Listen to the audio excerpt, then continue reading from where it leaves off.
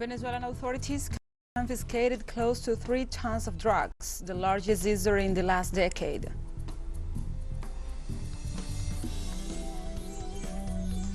Germany sees protests over rising utility rates while demanding the government to reopen the Nord Stream 2 pipeline.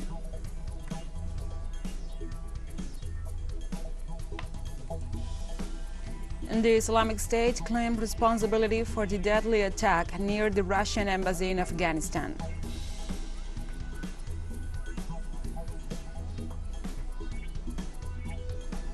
From the headquarters of TeleSUR English in Havana, Cuba, this is From the South. I'm your anchor, Gladys Quesada, and these are the news. Venezuelan authorities confiscated close to 3 tons of drugs, the largest seizure in the last decade. The chief of the Strategic Operational Command of the Bolivarian National Armed Forces, Domingo Hernandez Lares, offered a press conference in which he detailed the development of the anti-drug operation carried out by the Venezuelan government. General-in-Chief Hernandez Lares explained that they captured a fishing boat with 12 crew members on board, where they found the illicit cargo of cannabis and cocaine. Likewise, the chief of the command indicated that the case was placed at the disposition of the country's General Prosecutor's Office.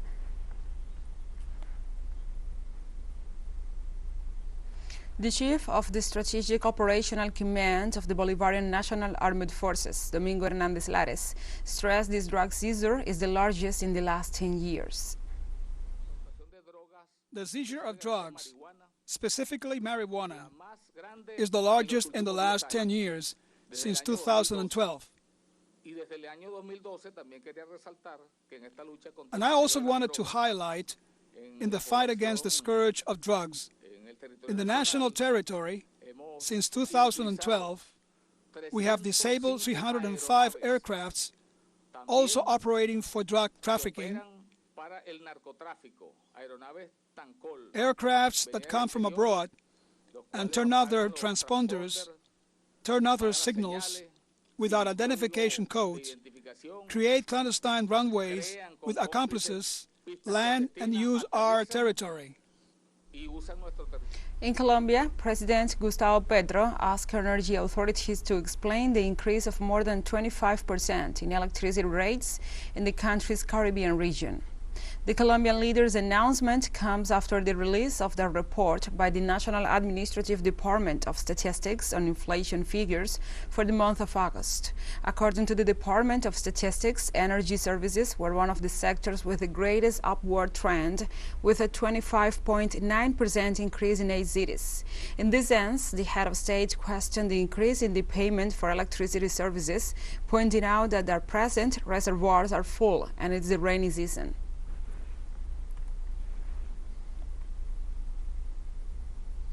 Perus President Pedro Castillo rejected the accusations of alleged corruption against him before the Public Prosecutor's Office.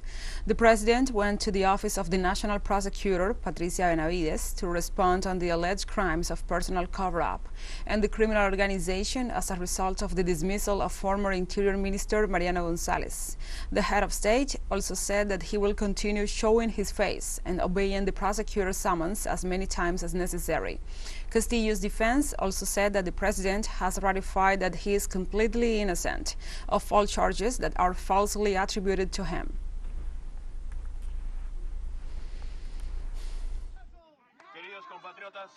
Dear comrades, we will always stand up for ourselves, and we will always do so. For 200 years of Republican life, this is the first time they have done what they are doing to us today. And I will go as many times as I am summoned. Whatever the accusations, as we have responded today, we have gone to tell the nation's prosecutor that not only I reject, but I deny categorically these false accusations that we have been victim of, and I have said that I will always show my face. Former Brazilian president and presidential candidate Luiz Inácio Lula da Silva met on Monday in Sao Paulo with the Bolivian president Luiz Arce in the context of Arce's official visit to Brazil. The meeting is aimed at strengthening bilateral relations and discussing trade and other issues. Arce will also meet Bolivian diaspora in Brazil, especially with Bolivian entrepreneurs. The Bolivian head of state will be taking part in the conference on the social, economic and productive community model, which started on Monday in the city of Sao Paulo.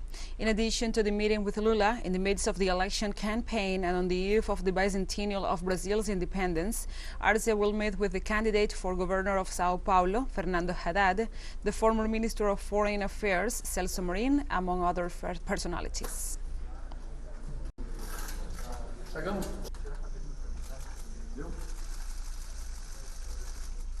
Argentina's Security Minister Aníbal Fernández confirmed Monday that he tendered his resignation to the head of the state after the investigation process for the attack against Cristina Fernández de Kirchner. Minister Fernández stated that the protocols were complied with by the federal police during the operation to protect the vice president on the day of the events. The high official also ratified that the police force did not manipulate the cell phone or the accused, and it was handed over to the court. He also indicated that he tendered his resignation from the very first moment he communicated with the president after the attack, but President Alberto Fernández rejected it. We'll take a short break now. Join us again after this.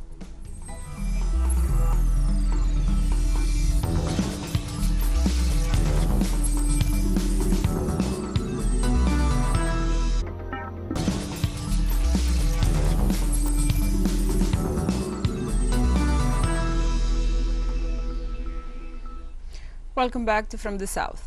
Germany is scrambling to ensure the lights stay on and homes stay warm this winter, despite a reduction in natural gas flows from Russia amid the war in Ukraine.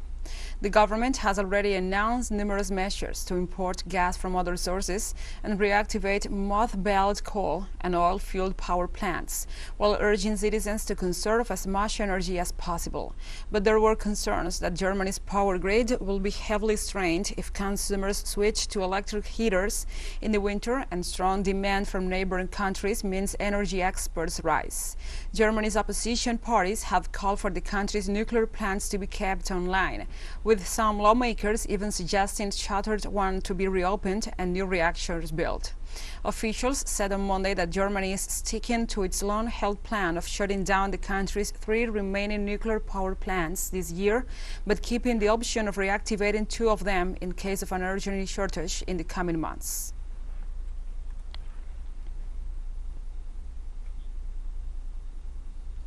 Thousands of people protested in Germany against the increase in utility rates and demanding the reactivation of the Russian Nord Stream 2 gas pipeline. The protesters denounced that the increase in commodities, including the energy sector, as well as the sanctions against Russia, are part of the policies implemented by German Chancellor Olaf Scholz, which, according to the protesters, are leading Germany into the abyss. Protesters in several cities also pointed out that the aid package put forward by the government is insufficient in the face of an inflationary increase of more than 7 percentage points.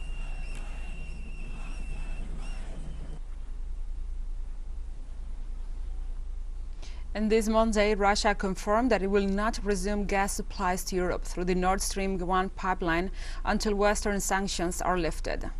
Last week, Gazprom announced it will stop sending gas through the Nord Stream 1 due to an oil leak in the only remaining functioning turbine by the Portovaya compressor station. The Kremlin attributes Gazprom's inability to resolve the technical problems with the pipeline to the numerous sanctions imposed by the Western powers.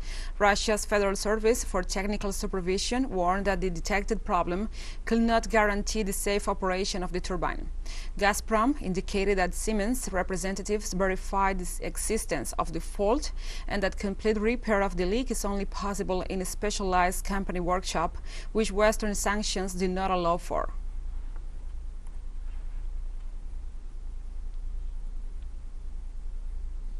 French President Emmanuel Macron called on Monday for a sharp 10% reduction in the country's energy use in coming weeks and months to avoid the risk of rationing and cuts this winter. Amid tensions with Russia over the war in Ukraine, Macron warned that forced energy savings might have to be considered in the coming months if voluntary efforts weren't sufficient. The French president reiterated that energy rationing plans are being prepared in case they are needed, and that cuts will happen as last resort. Macron also announced that France and Germany will help each other for gas and electricity supplies this winter after the two leaders held a video conference earlier in the day. France planned to boost gas supplies to Germany to make up for a drop in Russian gas supplies from the east. In exchange, Macron said Germany will continue supplying electricity to France to make up for shortages caused by maintenance underway on the many French nuclear reactors. This rationing plan is precisely what will save us from cuts, and therefore the cut, it will only intervene as a last resort. So today, I'm speaking to you in all frankness, instructed by the assessments that have been given to me, and the information shared with national and European experts, and our dialogue. Don't play on fear. We're not in that situation. We have our destiny in hand because since February we have done a lot of things, and we have changed a lot of things. And because if we manage to be at the rendezvous of solidarity and sobriety, the solution is in our hand.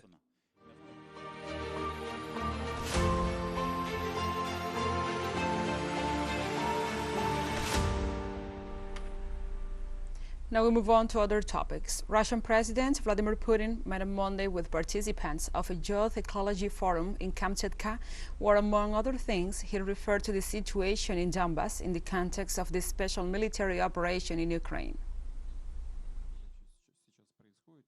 The tragedy that is now happening in Donbass is the result of the actions of the nationalist neo-Nazi regime that took over the power by force and then initiated combat activity in Donbass, twice conducting military operations using heavy artillery, aviation, heavy armor, and so on. And all of this is going on to this day. Our duty is to help those people, and that is what Russia is doing.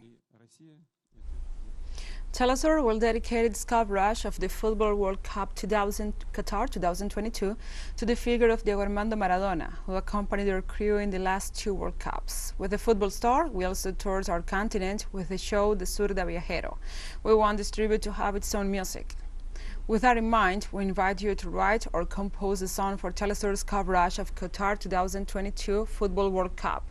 It must be an original song, never recorded before or published in any media, and free of legal attachments. Record the song in any format, WAV, MP3, even with your cell phone, and send it as an attachment to comunicaciones@telesurtv.net with the following information: author's name, nationality, and the title of the song. The closing date of the call for entries is September 10th, 2022. A jury of prestigious musicians and composers from the region will select the winning piece. The prize will be the recording of the song, a video clip, and the wide diffusion of the work. 1 week after the closing of the call, TeleSUR will announce the results.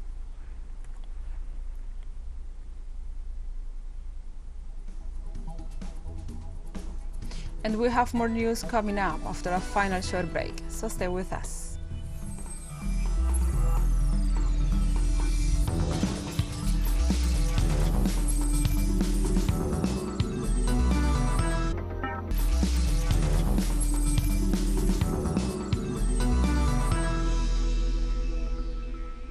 Welcome back to From the South.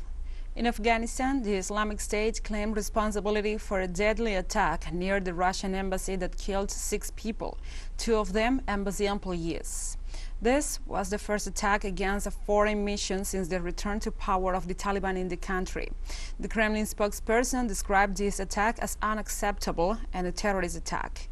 Since the Taliban returned to power, violence in the country has greatly diminished. But several bombings, some targeting minority communities, have rocked the country in recent months, many of them claimed by the Islamic State.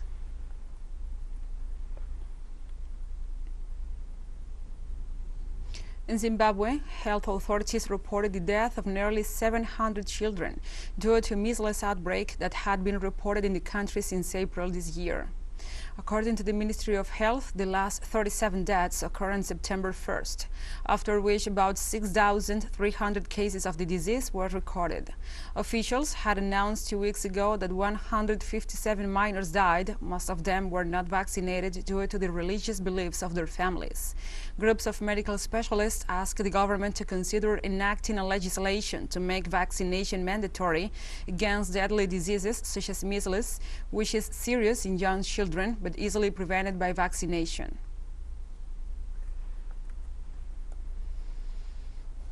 In Somalia, the United Nations World Food Programme is delivering life-saving assistance to more people than ever before. With the country gripped by a devastating drought and forecasts of an unprecedented fifth consecutive failed rainy season, famine is now projected in several districts of the Bay region of Somalia from October to December, unless resources can be secured to sustain and expand the scale-up of humanitarian assistance.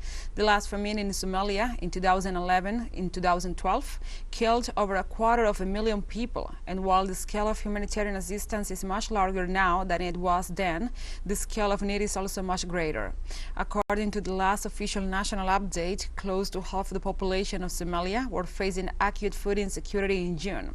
The situation has worsened since then, and updated figures are expected in the coming days. The hunger crisis in Somalia is primarily the result of a drought of historic severity.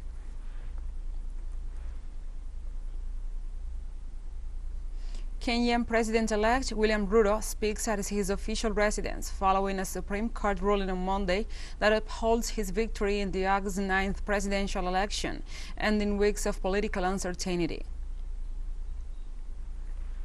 Completes the loop of institutional stewards of the rule of law, entrench our Constitution, and express the sovereign will of the people who have articulated themselves quite eloquently, directly, and through their constitutional institutions.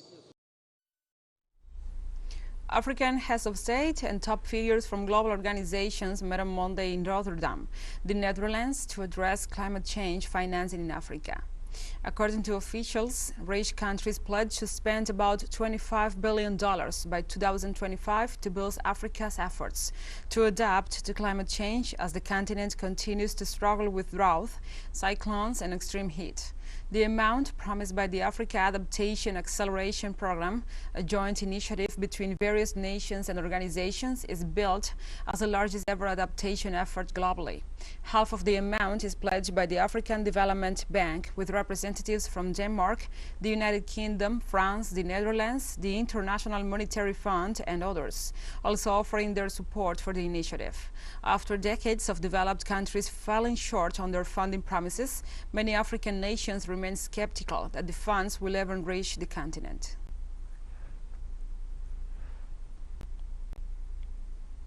And the Organization of Oil Exporting Countries and its allies agreed to cut their oil production by 100,000 barrels per day by October. Although analysts expected a modest increase, the group led by Saudi Arabia and Russia announced in a statement that the production cut comes at a time when crude oil prices fell due to fears of recession.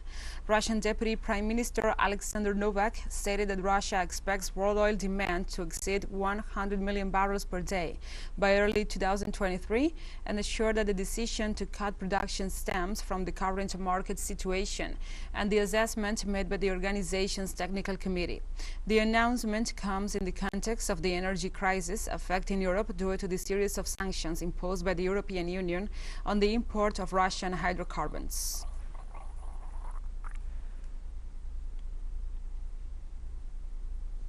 TeleSUR English continues to grow. Its signal now reaches Europe. You can order it from your cable dealer or tune it yourself.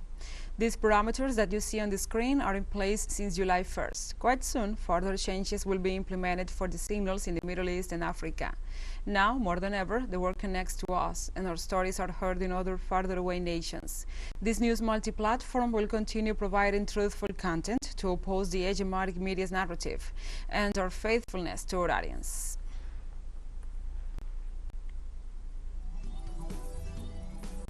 And we have come to the end of this news brief. But remember, you can find this and many other stories on our website at telesurenglish.net. And also, if you feel so inclined, please join us on social media for all the latest news. We are on Facebook, Twitter, Instagram, and Telegram. And now you can also follow us on TikTok account at TeleSUR English, in which you will be able to see news in different formats, news updates, and more. For TeleSUR English, I'm Gladys Quesada. Thank you for watching.